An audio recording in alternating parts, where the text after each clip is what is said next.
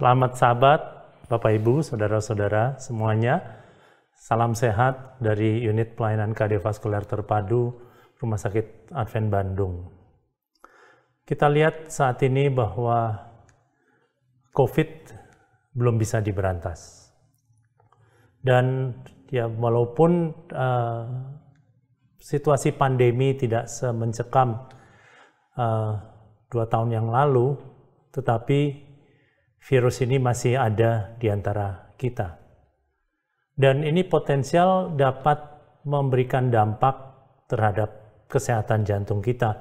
Dan pada pagi hari ini kita akan mempelajari bersama apa dampak virus corona ini terhadap jantung kita. Dan sebetulnya kalau kita perhatikan pembuluh darah kita ini terdiri dari 3 lapisan, lapisan yang paling luar, kemudian yang tengah itu adalah tunika muscularis atau terdiri dari otot-otot yang memungkinkan pembuluh darah ini untuk berkontraksi atau melebar sesuai dengan tekanan yang ada di dalam pembuluh darah tersebut. Dan lapisan yang paling dalam yang dikenal sebagai endotelium, tunika intima, ini adalah lapisan yang sangat-sangat penting dalam menjaga integritas keutuhan dari pembuluh darah kita, baik dari otak atau dari kepala hingga ke ujung kaki. Semua pembuluh darah mengandung 3 unsur ini, lapisan yang luar, tunika adventitia, tunika media yang tengah, dan kemudian tunika intima yang paling dalam. Dan apa yang terjadi apabila kita mengalami luka? Luka dimanapun, apakah itu di luar, misalnya di kulit, atau di dalam pembuluh darah. Dan kita bayangkan luka di kulit yang mengakibatkan di sini kuman-kuman menempel pada permukaan luka tersebut. Langsung tubuh bereaksi, memobilisasi beberapa sel-sel dan mengaktifkan sel tersebut ke arah luka. Dan yang pertama diaktifasi adalah platelet. Platelet ini adalah sel-sel komponen dari sel-sel darah putih yang kemudian menggumpal sehingga terjadi sumbatan pada permukaan luka ini sehingga tidak mengalami perdarahan yang terus-menerus. Jadi fungsinya seperti lem yang melekat pada permukaan luka tersebut dan sehingga tidak mengalami perdarahan. Kemudian diaktifkan mast cell, sel mast, yang tujuannya adalah untuk memperlebar pembuluh darah. Jadi pembuluh darah yang mungkin tadinya diameternya 1 mili, kemudian diperlebar menjadi 2 mili, tujuannya adalah untuk supaya aliran darahnya akan lebih cepat. Semakin deras, semakin cepat, semakin banyak aliran darah yang menuju ke luka tersebut, maka luka tersebut akan lebih mudah dan lebih cepat untuk sembuh. Tapi di samping itu juga reaksi ini akan membuat atau memfasilitasi dikirimnya beberapa sel lainnya. Seperti di sini ada neutrofil yang biru. Neutrofil ini menghasilkan suatu zat yang bersifat toksik terhadap kuman. Jadi dia fungsinya adalah untuk membunuh kuman tersebut. Dan tentunya kuman ini tidak bisa dibiarkan, kuman yang sudah mati tidak bisa dibiarkan di situ saja, maka diperlukan makrofag. Makrofag ini menghasilkan sitokin sebagai respons inflamasi atau peradangan, dan makrofag ini menangkap kuman-kuman yang sudah mati untuk dibuang keluar. Jadi fungsi makrofag ini hampir sama seperti seksi kebersihan yang membersihkan luka tersebut sehingga infeksi itu tidak berlanjut. Dan di dalam proses inflamasi ini terjadi reaksi kimia yang cukup rumit, dihasilkan interleukin antara lain di sini. Tetapi yang perlu saya fokus dan mengajak Bapak Ibu Saudara-saudara untuk memperhatikan bahwa di sini ada beberapa kriteria atau beberapa faktor risiko yang akan memperberat penyakit COVID. Antara lain adalah usia di atas 60 tahun, adanya penyakit jantung sebelumnya, adanya tekanan darah tinggi, adanya diabetes, adanya penyakit paru obstruktif yang menahun, kemudian adanya riwayat merokok dan obesitas. Ini akan membuat penyakit ini akan lebih berat perjalanan penyakitnya. Dan apa yang terjadi pada otot jantung? Kita lihat di sini yang kiri atas, ini adalah otot jantung yang normal. Dan apabila terjadi peradangan pada otot jantung, maka itu kita kenal sebagai miokarditis, dan ini kita lihat bercak-bercak yang abnormal di otot jantungnya, dan juga otot jantungnya semakin berkurang jumlahnya. Dan karena fungsi otot jantung ini adalah supaya memungkinkan jantung untuk memompa, mengkontraksi dan merelaksasi, maka apabila otot-ototnya ini berkurang, maka kemampuan untuk berkontraksi dan berelaksasi juga akan berkurang. Dan dari segi gambaran EKG akan kelihatan seperti pasien ini mengalami serangan jantung, karena gambarannya itu persis sama seperti gambaran serangan jantung, sehingga kita bisa saja terkecoh, kita anggap ini serangan jantung, padahal ini bukan, ini suatu miokarditis atau peradangan pada otot jantungnya. Hasil pemeriksaan enzim jantung pun dari darah juga akan menunjukkan peningkatan, sama seperti serangan jantung. Jadi kita harus menggali informasi sebanyak mungkin dan seakurat mungkin dari pasien tersebut, apakah sebelumnya mengalami demam, ataukah ada gejala flu, batuk pilek, dan lain sebagainya.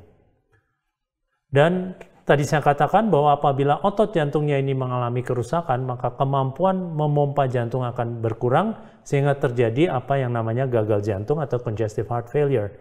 Dan akan mengakibatkan pelebaran pada rongga jantung, dan kemampuan jantung akan semakin menurun, jantungnya akan semakin membesar. Dan kalau kita biarkan tidak mendapatkan pengobatan yang adekuat atau yang optimal, maka irama yang tadinya teratur seperti ini akan menjadi kacau. Ini yang kita sebut sebagai ventricular fibrillation atau VF, dan potensial pasien akan meninggal oleh karena gangguan pada irama jantung tersebut.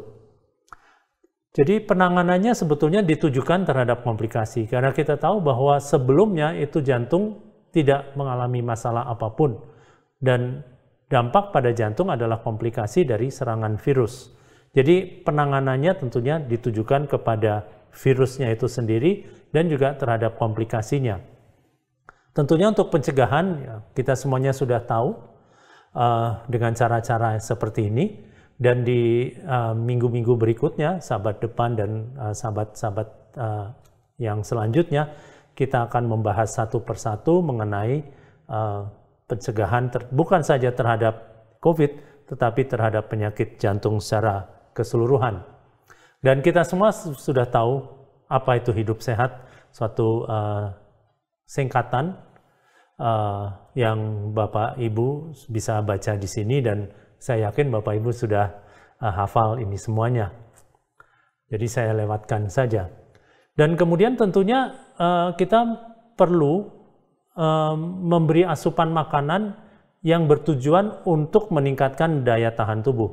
Jadi jangan kita mengkonsumsi makanan yang akan menekan daya tahan tubuh.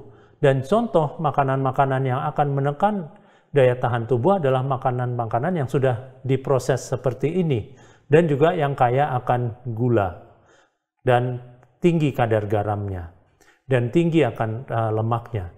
Oleh sebab itu ini adalah makanan-makanan yang harus kita hindari, dan permen juga, daging, roti putih, nasi putih, ini semua akan menekan daya tahan tubuh kita. Berbagai minyak, minuman beralkohol, minuman bersoda, ini semuanya tinggi akan gulanya, sehingga akan justru membuat kita semakin lemah. Jadi yang harus kita konsumsi adalah makanan-makanan yang di sebelah kanan ini. Jadi segala jenis buah-buahan, golongan berries misalnya, kemudian wortel, kemudian sayuran-sayuran yang hijau, kemudian ada kale di situ, dan kemudian juga ada bawang dan lain sebagainya. Dan kita tahu semuanya juga karena Bapak Ibu sudah sering mendengar bahwa jenis makanan kita itu harus seperti pelangi yang berwarna-warni seperti ini, karena ini kaya akan antioksidan. Dan di minggu-minggu yang akan datang kita akan mempelajari apa itu antioksidan, apa itu radikal bebas. Dan juga sesuai dengan petunjuk dari Tuhan di dalam Alkitab juga kita harus mengkonsumsi banyak kacang-kacangan dan biji-bijian. Dan makanan-makanan yang spesifik untuk meningkatkan daya tahan tubuh adalah makanan-makanan yang berwarna merah orange terang ini seperti pepaya, kemudian juga segala jenis buah-buah sitrus, kemudian tadi saya katakan sayuran hijau terutama brokoli dan kembang kol, dan kemudian ada kunyit, ada jahe, ada bawang putih dan lain sebagainya. Dan ini semua harus kita makan dalam jumlah yang banyak supaya daya tahan tubuh kita akan meningkat. Demikian juga paprika. Dan bukti ilmiah telah menunjukkan bahwa seseorang yang mengkonsumsi makanan sesuai dengan rekomendasi dari American Heart Association, jadi diet American Heart Association, di situ disarankan untuk menghindari minyak, menghindari alkohol, menghindari gula, karbohidrat yang diproses, tetapi masih mengizinkan daging, masih mengizinkan alkohol dalam jumlah yang sedikit, masih mengizinkan telur dan produk dari susu sapi. Dan kita bandingkan dengan orang-orang yang vegan, yang plant-based, murni plant-based. Dan kita bisa lihat bahwa kita bisa lihat bahwa angka terjadinya peradangan yang dinilai dari HSCRP, C-reactive protein, ini petanda atau marker suatu peradangan, itu jauh lebih rendah pada orang-orang yang plant-based, mengkonsumsi plant-based, dibandingkan yang sesuai dengan American Heart Association. Kemudian suatu meta-analisis, yaitu dikumpulkan puluhan penelitian, kemudian dianalisis, maka kita lihat bahwa di sini adalah yang plant-based, di sini adalah yang sesuai dengan rekomendasi diet American Heart Association. Yang plant-based tadi itu juga angka kejadian penyakit jantung dan kemudian stroke dan komplikasi vaskuler itu jauh lebih rendah pada yang mengkonsumsi hanya sayur-sayuran dan buah-buahan dibandingkan yang masih mengkonsumsi telur dan lain sebagainya. Dan juga di sini dilihat bahwa kadar kolesterol juga cenderung lebih rendah pada orang-orang yang vegan. Di sini dibandingkan vegetarian dan vegan. Dan kemudian orang yang masih omnivora, yang pertama ini yang merah, kadar kolesterol masih di atas 200-an. Kemudian yang hanya memakan ikan, tidak makan daging merah, kolesterolnya juga masih agak tinggi, tapi yang luar biasa adalah yang murni plant-based. Kemudian angka kejadian hipertensi, ini juga kita bisa lihat bahwa yang masih omnivora, angka kejadian hipertensinya ini jauh lebih tinggi daripada yang murni plant-based. Dan ini juga melihat HbA1c. Jadi pada orang-orang yang diabetes, parameter yang kita pantau bukan saja gula darah puasa, gula darah 2 jam setelah makan, tetapi juga HbA1c. Karena ini juga akan menentukan prognosis dari penyakitnya tersebut. Dan kita lihat bahwa orang-orang yang masih omnivora dan juga dibandingkan dengan yang vegan, ini HbA1c-nya cenderung lebih rendah secara signifikan daripada yang masih omnivora. Jadi manfaat diet plant-based ini sangat besar karena berdampak bukan saja terhadap gula dan pengendalian kadar gula darah di dalam tubuh, juga bermanfaat dalam pengendalian tekanan darah, bermanfaat dalam mengendalikan proses metabolisme lemak. Dan kita lihat di sini, kembali HbA1c yang masih tinggi pada orang-orang yang omnivora dibandingkan dengan yang vegan. Kita perhatikan bahwa yang vegan dan vegetarian ini tidak jauh berbeda, tapi tentunya masih lebih rendah yang vegan. Kemudian suatu penelitian yang dilakukan oleh lembaga kita, Gereja Masih Advent hari ke-7, yaitu Adventist Health Study yang kedua. Ini sebetulnya sudah lama penelitiannya, dan di sini dibandingkan beberapa orang yang masih omnivora, kemudian semi-vegetarian, kemudian pesco-vegetarian yang masih makan ikan, lacto-ovo, dan yang murni vegan. Angka kejadian diabetes di kemudian hari dalam kehidupannya itu paling besar adalah di yang omnivora. Paling kecil adalah yang vegan. Jadi kalau kita mau mencegah penyakit, maka diet yang paling optimal, yang paling sempurna adalah diet yang murni plant-based. Kita bisa lihat juga, dengan kita mengkonsumsi hanya sayuran dan buah, maka apabila ada penyempitan di dalam pembuluh darah kita, tanpa harus dilakukan balon, tanpa harus dipasang ring, maka pembuluh darahnya ini akan kembali melebar, karena seolah-olah ini akan terkikis penimbunan plak aterosklerotik di dalam pembuluh darah tersebut. Dan kemudian risiko untuk kanker juga akan lebih rendah dibandingkan yang omnivora. Dan ini adalah makanan yang harus kita konsumsi untuk menjaga kesehatan jantung kita, sehingga bukan saja jantung kita yang sehat, tetapi juga daya tahan tubuh kita terpelihara, dan dengan demikian maka penyakit-penyakit yang lain dengan pertolongan Tuhan akan juga terhindar dari kita.